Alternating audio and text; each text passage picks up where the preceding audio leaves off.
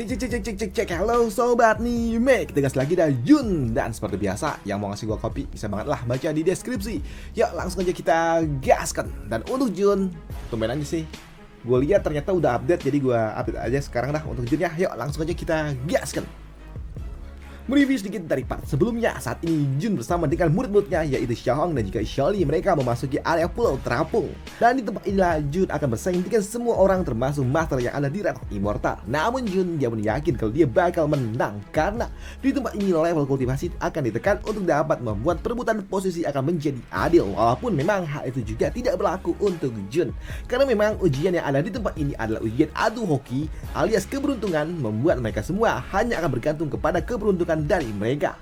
Namun untuk mendapatkan berkah itu juga membuat mereka juga harus menyelesaikan sebuah tugas yang ada di dalam setiap box yang akan mereka temui. Dan untuk Xiaohong, dia pun mendapatkan sebuah misi untuk harus menari yang membuatnya harus melakukan sebuah tarian yang memalukan untuk dirinya, menari layaknya seorang wanita. Melihat Xiaohong yang dapat menari dan terus berjalan tanpa harus memperdulikan rasa malu, membuat orang tua ini Master Wu dia pun kesal. Wanita itu, dia telah menempuh jarak yang jauh. Aku tidak bisa tinggal diam. Aku tidak bisa tertinggal karena harga diriku, ucap dari Master Wu ini yang akan maju. Walaupun memang ini akan merusak harga dirinya. Bagaimana mungkin seorang Master Immortal kini menari layaknya seekor gorila. Dia menari seperti itu yang membuat orang-orang yang ada di tempat ini mereka pun menertawainya. Itu dia menari tarian gorila, ucap dari mereka yang menyaksikannya. Dan untuk Master Wu, dia gak punya pilihan lain selain melakukan ini semua. Dan dia mencoba untuk dapat meredam semua amarah di dalam hatinya. Jangan marah, ucap dari Master Wu itu. Sedangkan di sudut lainnya ternyata bukan cuma Master Wu aja yang mendapatkan misi yang nyeleneh di sini. Chen Xiao dia pun sama, dia mendapatkan sebuah misi di mana dia harus berlutut, yang membuat orang-orang tidak menyangka kalau ternyata seorang bocah legendaris yaitu tuan muda dari sekte Yihua harus bersujud di setiap langkahnya. Karena Chen Xiao dia untuk dapat lolos dan melaju, dia harus berlutut di setiap langkah yang dia ambil, yang tentunya itu membuat orang-orang pun menertawainya pula. Demi mendapatkan sebuah berkah, dia membuang harga dirinya, ucap dari orang-orang. Dan untuk Chen Xiao, dia pun sangat kesal dengan ini semua, tapi dia juga tahu selama dia bersujud itu akan membuat dirinya dapat maju. Maka dari itulah dia gak peduli dengan ini semua. Dia gak peduli dengan harga dirinya. Selama dia mendapatkan warisan yang ada di tempat ini, dia akan melakukannya, ucap dari Chen Xiao yang terus melakukan hal-hal seperti itu. Namun ternyata apa yang dilakukan oleh semua orang yang ada di tempat ini dipantau oleh seseorang dari kejauhan. Dan ternyata yang melakukannya adalah orang tua ini. Di mana orang tua ini dia pun tertawa dan melihat ini semua, dia pun merasa kalau sepertinya wah. Dan melihat itu semua membuat Master tua ini, ya ampun, sembari mengelus jenggotnya, dia pun mengatakan kalau semua orang yang ada di tempat ini mereka sungguh luar biasa dapat dibimbing. Bahkan mereka juga sampai membuang harga diri mereka untuk dapat mendapatkan tujuan yang jauh lebih besar, ucapan dari orang tua ini. Namun di sini orang tua ini dia juga dapat melihat beberapa orang yang tidak mau membuang harga diri mereka untuk mendapatkan berkah di pulaunya, yang membuat dia berujar, sekumpulan pecundang, mereka semua ada di belakang, benar-benar tidak berguna, ucap dari orang tua ini. Namun ketika orang tua ini dia melirik ke arah lainnya, dia pun melihat ada seseorang yang masih ada di garis awal dan tidak bergerak, yang membuatnya pun bertanya-tanya siapa orang ini dan kenapa dia masih berdiam diri. Dan ternyata itu adalah Jun yang masih aja santai-santai. Aku akan menteleportasikanmu saja. Yang membuat pria tua itu dia pun berencana untuk dapat membuang Jun dari pulau terapung miliknya. Daripada dia menyembah di sini, lebih baik buang saja. Buang taruh dia keluar dari tempat ini, ucap dari orang tua itu.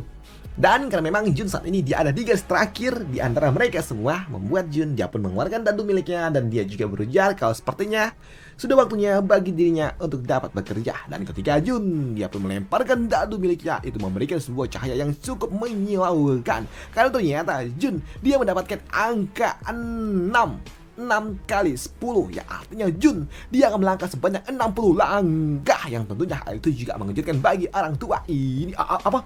60 langkah? Gila! Ujian dari orang tua ini yang kaget. Bagaimana mungkin ada seseorang yang dapat mendapatkan keberuntungan sebesar ini? Karena sebelumnya dia sengaja memberikan sedikit bug agar siapa tahu ada yang beruntung mendapatkan bug itu. Tapi Itu adalah sesuatu yang tidak mungkin dapat dilakukan dengan mudah, karena untuk mendapatkan kesempatan itu mereka setidaknya memiliki peluang sebanyak 1/1000. Nggak mungkin, ujar dari orang tua ini yang membuat ini nggak masuk akal kan. Apalagi saat ini Jun, dia pun terus melempar dan angkanya pun tetap sama, yang tentunya hal itu juga membuat orang-orang yang melihatnya mereka pun ini 60 langkah nggak masuk akal dong, ujar dari orang-orang yang mulai protes. Tapi untuk Jun ini benar-benar nggak masuk akal juga lah, ujar dari Jun yang mengatakan kepada sistem kalau ini bukankah itu terlalu berlebihan, ujar dari Jun. Dan karena memang Jun dia mendapatkan sebuah berkah, ya sudahlah, dia dapat melangkah sejauh 60 langkah tanpa sebuah ujian, yang membuat Jun dia pun dapat melangkah ke lantai kedua tanpa sebuah hambatan. Dan setibanya di lantai kedua, ternyata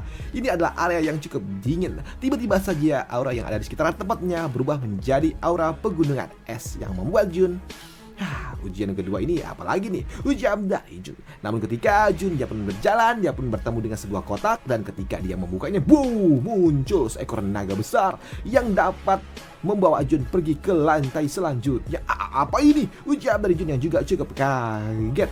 Namun di sini notifikasi pun muncul mengatakan kalau ini adalah seekor naga terbang besar yang dapat membawa Jun pergi menuju area yang lebih jauh lagi, menuju lantai selanjutnya, yang membuat Jun ya sudahlah, dan dia pun langsung naik ke atas naga ini. Apakah ini adalah sebuah manfaat tersembunyi kah? Baiklah kalau begitu, ayo kita berangkat. Ujar dari Jun yang kini melangkah lebih jauh lagi menuju lantai selanjutnya dengan naga miliknya, yang tentunya membuat orang-orang yang melihatnya mereka pun berpikir kalau Jun ini curang. Sedangkan untuk Master Wu yang melihatnya itu naga, dan dia pun juga sama kaget bagaimana Jun dia bisa mendapatkan seekor naga. Ini apa-apaan ini? Ujar dari mereka. Senior Jun dia memang luar biasa. Aku harap aku bisa menyusulnya di area selanjutnya, ujar dari Master Wu gitu. Dan ternyata di lantai ketiga adalah ujian gunung berapi, dan di tempat inilah memiliki hawa yang panas. Bagi mereka para kultivator biasa, tentunya ini akan sangat cukup menyulitkan karena memang aura yang ada di tempat ini terlalu panas untuk mereka. Tapi untuk Jun, ya biasa aja, nggak ada pengaruh apapun. Setelah ujian salju, sekarang ujian api. Easy lah, ujian dari Jun. Dan ketika Jun melangkah lebih jauh, dia pun kembali mendapatkan sebuah kotak. Dan ketika dibuka, muncul sebuah kertas yang bertulisan kalau Jun dapat berteriak dengan cukup keras untuk dapat membuka jalan, yang membuat Jun membuka jalan dengan cara seperti ini. Ini aturannya aneh nggak sih? Pikir dari Jun. Tapi ya sudahlah, di sini Jun dia pun mengatakan kalau begitu buka jalan. Dan ketika Jun berkata seperti itu, tiba-tiba aja jalan terbuka begitu saja, melompong begitu saja, mulus, nggak ada sebuah hambatan, yang membuat Jun ini bahkan lebih curang daripada yang sebelumnya nggak sih, ujar dari dirinya. Tapi ya sudahlah, karena memang ini adalah sebuah hadiah, ya udah jalan aja, ujar dari Jun yang kini dia pun berjalan menuju lantai keempat. Dan setibanya di lantai keempat, Jun lagi-lagi dia pun bertemu dengan sebuah kotak yang membuatnya pun berpikir ini apalagi nih, ujar dari dirinya. Dan ayo kita lihat apa yang ada di dalam sana. Dan ketika Jun dia pun membukanya, di sini Jun dia pun mendapatkan sebuah notifikasi lagi kalau dirinya bebas untuk dapat melangkah sejauh yang ingin dia langkah, hingga tidak ada satupun yang akan mengganggu dirinya. Karena memang ujian kali ini adalah ujian dari rerumputan, yang membuat Jun ya sudahlah, karena memang gak ada sebuah hambatan, ya udah lanjut aja jalan lagi, ujar dari Jun.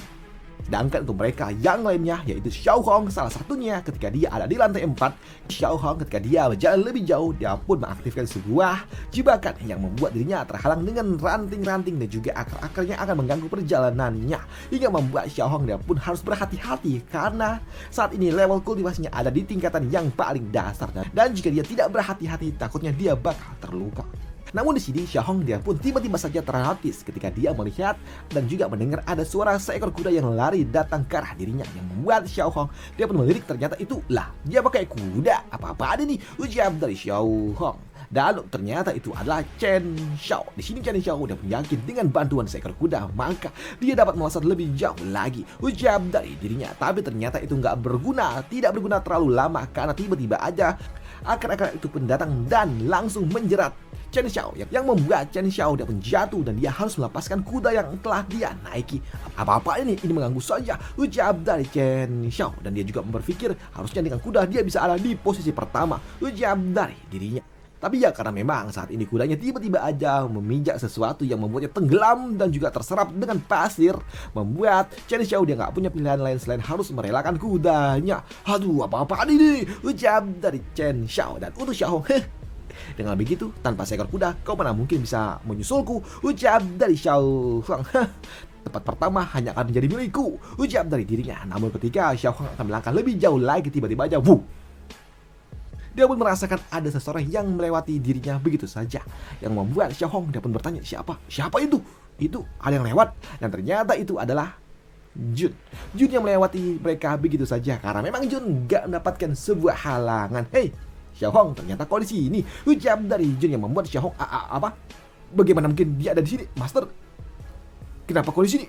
Ini licik kan? Ucap dari Xiao Hong. Hal itu juga dibenarkan oleh pria ini. Gue nggak tahu ini muka siapa ini. Ini muka Chen Xiao atau muka Master Wu.